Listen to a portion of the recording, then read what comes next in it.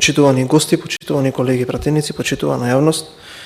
сакам да ви се заблагодарам на сите кои што земавте учество во дискусијата, дали представници на државни институции, на невладини организации, на собранија, колеги пратеници. И сакам да ви укажам дека токму и затоа ја организиравме оваа јавна расправа.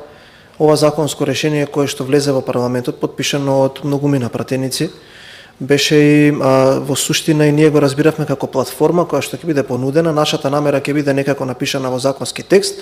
и за да можеме потоа преку една ваква јавна расправа да ги собереме сите идеи, имавме можност да видиме дека и пратеникот, но и Агенцијата за вработување, Управата за јавни приходи, некои од министрите имаа забелешки. И сакам да најавам дека ќе биде оставен прилично добар период вака за да можеме сите тие амандмани да ги формулираме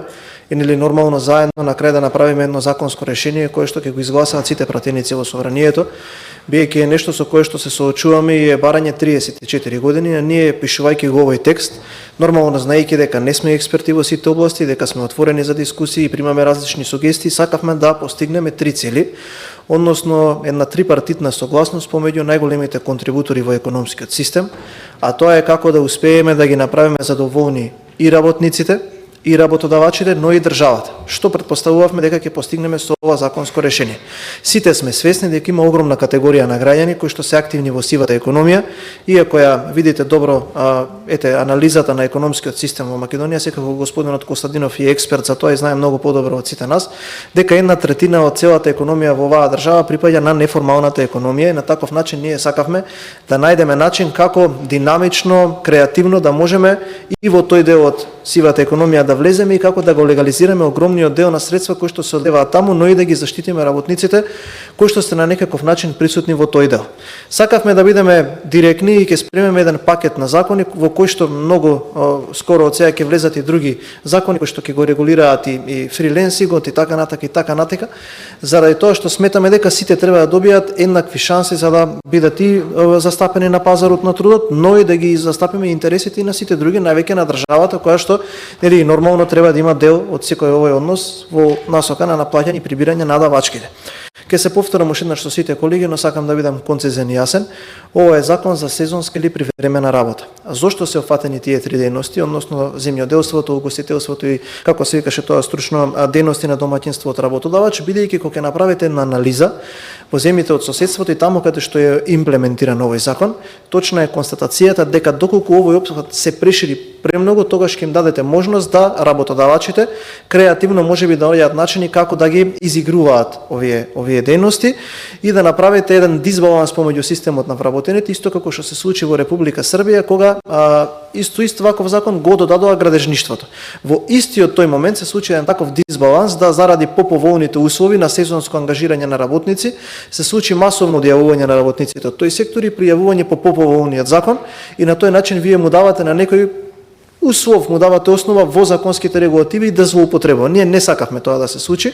и затоа и размислувавме и еве можеби во амандманите ќе стигнат и проширување на други дејности, ќе ги почекаме студентите да видиме што ќе понудат, но и сите други оние стейкхолдери, но мораме да внимаваме дека треба и во тие амандмани нормално можеби да повикаме уште една јавна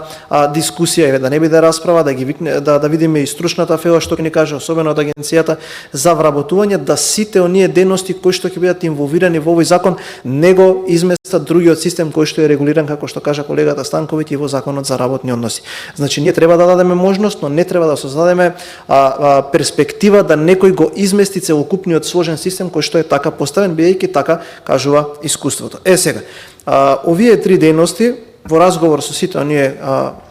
би кажал, на групи на луѓе, одлучивме дека постои најмала можност за изигрување, но и она кое што е важно во економијата, таа динамика треба да биде застапена на начин на кој што тие динамични дејности кои што се јавуваат, односно каде што се јавува најголема потреба од работници, некако да биде испочитувана на еден ваков соодветен начин. Јас сакам се да биде испочитувано и правно и етички од сите сфери на општеството, но мораме да знаеме дека ние, Европа и светот, во последниот период се соочува со голем дефицит на работна сила. И тоа е факт. И вие имате многу дејности каде што е потребно времено, дневно, неколку часовно ангажирани на луѓе и токму затоа ние треба да ги гледаме овие три дејности на следниот начин, пластично да објаснам. Од аргат на нива, од некој работник кој што е специфичен во одреден дел од земјоделието до некој кој што можеби фотографира на различни настани, манифестации и така натака и така натака. Тој што фотографира на манифестации и настани, тоа е огромен дел од сивата економија, е потребен 2 часа да биде присутен таму, но тој кој што е подготвен ете ли во угостителството треба да работи со денови и така натака. Лично мене ако ме прашувате, во овој закон јас имам една дилема која што сакам можеби да исправам со амандман. Со колегата Јаревски во текот на изутрината имавме состаноци за ова прашање. Можеби имам некоја забелешка околу роковите, но кога запрашав зашто се ставени рокови кои што се однесуваат во денови, односно за еден месец максимум да можете да ангажирате едно лице само 15 дена, максимум да можете како еден работодавач со едно лице кое што сака работа 60 дена или 120 дена во текот на годината, ми беше даден солиден аргумент дека тоа е така за да им се даде можност сите оние работодавачи кои што ќе бидат заинтересирани да го задржат лицето како добар работник, да може да поразговараат со него, да го задржат во својата институција и така натака и така натака. Во текот на изутрината исто така имавме и разговор со одредени синдикати, ни пратија едниот синдикат 5 забелешки, другиот синдикат 6 или 7. Голем дел од нив ќе бидат преточени во амандмани и со нив ќе имаме можност да поразговараме. Особено ми се допаѓа одредбата можеби да се размисли за некаков начин на склучување на договори покрај тоа што Агенцијата за вработување има сосема логичен аргумент, но затоа сме тука да разговараме за аргументите, да ги сочиме и тоа што ќе ни се допадне на нас, тоа што сметаме дека е добро, но тоа што ќе ги има и интересите на овие три групи да биде преточено во едно законско решение. Она кое што е многу важно, често сме сведоци дека, ето уште наш пластично да објаснам, студентите, младите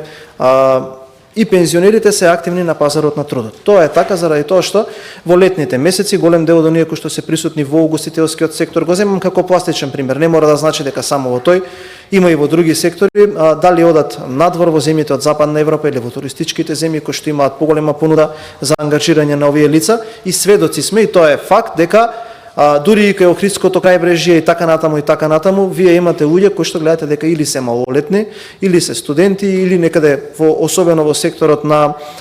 еве ќе кажам превоз на стока или обезбедување на некои објекти, активни ви се на вас, припадници, поранешни припадници на Министерството за внатрешни работи или армијата на Република Македонија, биејќи релативно заради бенефицираниот стаж идат рано во пензија, односно многу млади. И секој еден од нив кој што ете така сака да работи е присутен на пазарот на трудот. И сега ние сакавме да најдеме начин како сите тие кои што ги гледаме меѓу нас се присутни во секојдневието да им дадеме шанса и тие да имаат одреден бенефит со тоа што сме предвиделе да не се ограничува правото на примање на другите приходи. Ако е пензионер да продолжи да си прима пензија, ако е примател на социјална помош да продолжи да си прима социјална помош, ако е самохран родител и ако државата му помага исто така да има ваква можност, ако е студент да не го губи статусот на редовен студент, ако е средношколец, тука се почитуваат и се овој закон упатува на одредби од другиот закон, односно како е уредено од законот за работни односи, кое лице може да работи ако е малолетно и така натака и така натака. И на тој начин сметавме дека ќе формираме едно квалитетно законско решение. Од аспект на тоа кој може да работи, исто така тоа важи и за невработените лица кои што нема да го изгубат статусот во Агенцијата за вработување, се следниве категории: невработено лице, вработено лице кое што можеби по завршувањето на крајот од работното време сака да биде активно на пазарот на трудот, можеби во некои други дејности каде што ќе се пронајде тука, и тоа е факт, и тоа е случување, и тоа е помеѓу нас, и тоа сме го увиделе. Само вработено лице, лица помладени или од 18 години согласно другите прописи кои што утврдуваат кои услови треба да ги исполнува тоа лице, студенти, корисник на семејна пензија, пензионерите и странец со регулиран престој. Сега што е според моите разбирања бенефитот за сите тие учесници во овој трипартитен договор. Државата. Прво државата ќе наплати даноци. И тоа е добро, бидејќи сите овие сега кои што се активни на